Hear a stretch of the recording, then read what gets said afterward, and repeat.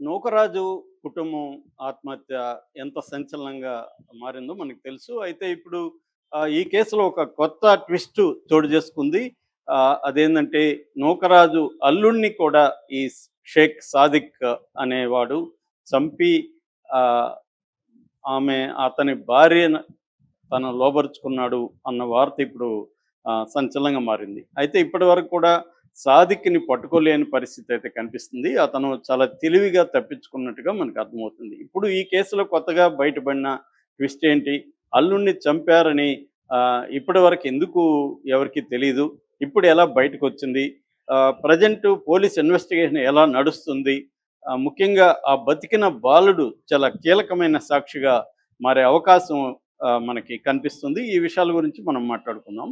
So, మనకు తెలుసు ఏఈగా అంటే పంచాయతీరాజ్ పిఠాపురం పంచాయతీరాజ్ ఏఈగా పనిచేస్తున్నాడు. గత 10 ఏళ్ల నుంచి అక్కడ పనిచేస్తున్నాడు. ఆయనకి 61 సంవత్సరాలు. ఇంకొద్ది రోజుల్లో రిటైర్డ్ అయ్యే అవకాశం ఉంది. ఆయన కారులో తన కుటుంబాన్ని అంటే భార్య మీనా ఆమెకి 58 ఏళ్ళు. తర్వాత కూతురు సౌజన్య ఆమెకి 38 ఏళ్ళు. మనమడు ఆహ్, రియాన్స్ కార్తికేయ 10 ఏళ్ళు. వీళ్ళ అందరినీ కలిసి తీసుకొనెళ్ళాడు. ముందుగా డ్రైవర్‌తో ఎళ్లారు. ఒక దగ్గరికెళ్ళినాక డ్రైవర్‌ని వెళ్ళిపోమన్నారు. దాని తర్వాత వీళ్ళందరూ ఒక హోటల్‌లో భోంచేశారు. అక్కడి నుంచి రాజమండ్రి రైల్ కమ్ రోడ్డు వంతెన మీదకి తీసుకెళ్ళి ముందుగా పెద్దవాళ్ళిద్దరు అంటే నూకరాజు, ఆయన భార్య మీనా ఇద్దరు చేతులు పట్టుకొని గోదావరిలో దూకేశారు. దాని తర్వాత సౌజన్య వాళ్ళ బాబుని గట్టిగా పట్టుకొని దూకడానికి ట్రై చేస్తే బాబు ఆమెను లాగడానికి ట్రై చేశాడు. కానీ ఆ బరువుకి ఈ బాబు వల్ల కాలేదు. సో, ఇద్దరు దూకేశారు. కానీ బాబుకి కార్తికేయకి ఈత వచ్చు. అందువల్ల ఆ అబ్బాయి ఒక 20 నిమిషాల వరకు ఆహ్, ఈతగలిగాడు. అంటే మునగకుండా ఉండగలిగి అక్కడి నుంచి ఇసుక తిన్నె మీదకి చేరుకొని అక్కడి నుంచి హెల్ప్ హెల్ప్ అని అరుస్తున్నాడు. ఈ లోపల ఇక్కడ ఒక వ్యక్తి ఎవరో వీళ్ళు దూకేది చూసి టూ టౌన్ పోలీసులకి ఫోన్ చేశాడు. వాళ్ళు ఇమ్మీడియేట్‌గా అక్కడ లంక గ్రామాల్లో ఉన్న మత్స్యకారుల్ని అలర్ట్ చేశారు. వాళ్ళు ఇమ్మీడియేట్‌గా వచ్చి అక్కడ వెతికితే ఈ అబ్బాయి దొరికాడు వాళ్ళకి. ఆ అబ్బాయిని రక్షించారు. ఆ తర్వాత అప్పటి నుంచి ఈ డెడ్ బాడీస్ కోసం వెతుకుతున్నారు. మొన్న ఈవెనింగ్ 6:30కి రాజమండ్రి ఆ గోదావరి దగ్గర ధోబీ ఘాట్‌లో ఆహ్, ఆయన బాడీ నూకరాజు బాడీ దొరికింది. ఇంకిద్దరి లేడీస్ బాడీసు ఇంకా దొరకలేదు. వాళ్ళ కోసం వెతుకుతున్నారు. అయితే ఆయన కారులో ఒక ఫోన్‌లు అవన్నీ గూడా వదిలిపెట్టారు. అలాగే ఒక సూసైడ్ నోట్ గూడా ఉంది. అందులో క్లియర్‌గా ఈ ప్రో షూటింగ్ అకాడమీ ఉంది కాకినాడలో. దాని ఓనర్‌గా ఉంటున్న షేక్ సాదిక్ ఖాన్ ఆ అబ్బాయి తన కూతుర్ని, తన ఇంట్లో వాళ్ళందరినీ వేధిస్తున్నాడని, తమ ఆస్తుల్ని తీసేసుకున్నాడని, అట్లాగే ఆహ్, లాకర్‌లో ఉన్న గోల్డ్ అవంతా గూడా తీసేసుకున్నాడు. పైగా బెదిరిస్తున్నాడు తమని. ఆహ్, చంపేస్తామని బెదిరిస్తున్నాడు. అతని వేధింపులకు తట్టుకోలేక మేము ఆత్మహత్య చేసుకుంటున్నాం. సో, అతన్ని అరెస్ట్ చేయండి అని జెప్పి ఆహ్, ఎస్పీకి, కలెక్టర్‌కి ఇద్దరిని ఉద్దేశిస్తూ ఆయన లేఖ రాశాడు. సో, దాని తర్వాత ఆహ్, కార్తిక్ మీడియాతో కూడా కొంతమందితో కార్తికేయ మీడియాతో కూడా మాట్లాడారు. ఆ తర్వాత వీళ్ళ భర్త ఈ అమ్మాయి సౌజన్య భర్త అంటే నూకరాజు అల్లుడు. ఆ అబ్బాయి అనారోగ్యంతో జగదీష్ రెడ్డి ఆ అబ్బాయి పేరు. ఆ అబ్బాయి అనారోగ్యంతో చనిపోయినాడు జూలై 2న అని అందరూ అనుకున్నారు. కానీ ఇప్పుడు ఆ అబ్బాయి అనారోగ్యంతో చనిపోలేదు. ఈ సాదిక్కే ఆ అబ్బాయికి విషం ఇచ్చి చంపేశాడు అని కార్తికేయ వాళ్ళ అమ్మ వాళ్ళ నాన్న ఆయన పేరు భాస్కర్ రెడ్డి. ఆయనకి చెప్పాడు అని భాస్కర్ రెడ్డి ఇప్పుడు వెళ్ళి సర్పవరం పోలీస్ స్టేషన్‌లో కేసు పెట్టాడు. సో, ఇది ఆ అబ్బాయి బాబుకి ఎలా తెలిసిందంటే, బాబు రెగ్యులర్‌గా చూస్తున్నాడు. అతను ఇంటికి రావడం, వాళ్ళ నాన్నకి ఏదో ఇంజెక్షన్ ఇవ్వడం అవన్నీ అతను చూసి, ఆ తర్వాతే చనిపోయాడు.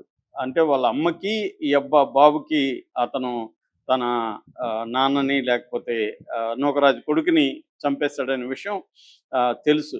ఆ తర్వాత పోలీసులు వీళ్ళ ఇంటిని చెక్ చేశారు. చెక్ చేసినప్పుడు ఆ అమ్మాయి సౌజన్య బండిలో స్కూటర్‌లో డిక్కీలో ఒక లెటర్ 3 కవర్స్ దొరికాయి. అందులో ఒక లెటర్ ఉంది. ఆ లెటర్‌లో కూడా క్లియర్‌గా ఈ సాదిక్ అనేవాడు పరమ దుర్మార్గుడు. ఆహ్, అతను నా భర్తని కూడా చంపేశాడు. నన్ను వేధిస్తున్నాడు. నన్ను తనతో ఉండమని వేధిస్తున్నాడు. అందుకే మేము ఆత్మహత్య చేసుకోవాలనుకుంటున్నామని అమ్మాయి రాసిన లెటర్ కూడా పోలీసులకి దొరికింది. సో, కానీ సాదిక్ ఏం చేస్తున్నాడంటే వాడు తెలివిగా ఈ న్యూస్ బయటికి రాగానే ఫోను అక్కడ పెట్టేసి వెళ్ళిపోయాడు. అంటే ఫోన్ ఉంటే ట్రేస్ చేస్తారు పోలీసులు అని చెప్పి అతను తెలివిగా ఫోను ఇంట్లోనే వదిలేసి వెళ్ళిపోయాడు. ట్రైన్‌లో వెళ్తూ ఎవరిదో ఫోన్ తీసుకొని తన కుటుంబ సభ్యులకి, అట్లాగే ఒక లాయర్‌కి ఫోన్ చేసినట్టుగా కూడా పోలీసుల దృష్టికైతే వచ్చింది. ఇప్పుడు అతన్ని ట్రాక్ చేసే పనిలో ఉన్నారు. ఎందుకంటే ఫోన్ లేనప్పుడు ట్రాక్ చేయడం పోలీసులకు కొంత ఇబ్బందికరంగానే ఉంటది. ఆ విషయం తెలిసే సాదిక్ ఎస్కేప్ అయ్యాడని చెప్తున్నారు. అసలు నిన్న కూడా నేను చెప్పాను. అసలు ఎవరో ఒక వ్యక్తి అతను ఎంత బలవంతుడనేది పక్కన పెడితే, ఒక కుటుంబాన్ని వీళ్ళు కూడా మామూలోళ్ళు గాదు. ఈయన ఏఈగా ఉంటున్నాడు. వాళ్ళకి యూనియన్స్ ఉంటాయి. పోలీసులకి ఫోన్ జేయొచ్చు. ఇవాళ మీడియా ఎంత పవర్‌ఫుల్‌గా ఉందో తెలుసు. ఏ యూట్యూబ్ ఛానల్‌కి జెప్పినా ఈ న్యూస్ బ్రేకింగ్ అయిపోతుంది. ఇవన్నీ ఎందుకు చేయకుండా డైరెక్ట్‌గా ఆత్మహత్య చేసుకున్నారు అన్న అనుమానాలైతే అందరికొస్తున్నాయి. సో, ఇప్పటివరకు అందుతున్న సమాచారం మేరకు ఏందంటే, ఈ బాబు ఎవరైతే ఉన్నారో కార్తికేయకి షూటింగ్ నేర్పించడం కోసం వాళ్ళ అమ్మ సౌజన్య ఈ ఇన్‌స్టిట్యూట్‌కి తీసుకెళ్ళింది. అక్కడ ఈ అబ్బాయి ఈ సాదిక్ ఆమెను ట్రాప్ చేశాడు. ట్రాప్ చేసి తన కంట్రోల్‌లోకి తీసుకున్నాడు. దాని తర్వాత వాళ్ళ హస్బెండ్‌ని చంపాడు. దాని తర్వాత కొన్ని పర్సనల్ వీడియోలు, ఫోటోలు తీశాడు. అవి పెట్టుకొని బ్లాక్‌మెయిల్ చేస్తున్నాడు. ఇది ఇప్పటి వరకు. అందుకనే వీళ్ళేందంటే ఇవన్నీ బయటికొస్తే మన పరువు పోతుంది. కంప్లెయింట్లు ఇచ్చినా కూడా ఇవన్నీ బయటికి పెట్టేస్తాడేమో అన్న ఈ మధ్య తరగతి పరువు అన్న యాంగిల్‌లో నుంచే వీళ్ళు భయపడి ఆత్మహత్య చేసుకున్నారు. ప్రధానంగా ఇది కారణంగా మనకు కనబడుతుంది. లేదంటే ఎవడో ఒకడొచ్చి ఒక ఇంటిని బెదిరించి వాళ్ళని ఆత్మహత్య వరకు పులిగొల్పడం అనేది జనరల్‌గా జరగదు. ఎందుకంటే ఇవాళున్న మీడియా కావచ్చు, ఆహ్, పోలీస్ యంత్రాంగం కావచ్చు, వీళ్ళ యూనియన్స్ ఉంటాయి. ఇవేవి చేయలేదంటే విషయం ఏందంటే తన కూతురి పరువు వాడి దగ్గర ఉంది. వాడు ఫోన్‌లన్నీ తీసేసుకున్నాడు. భర్తను కూడా చంపేశాడు. కాబట్టి ఇంకా అతనితో మనం ఫైట్ చేయలేము.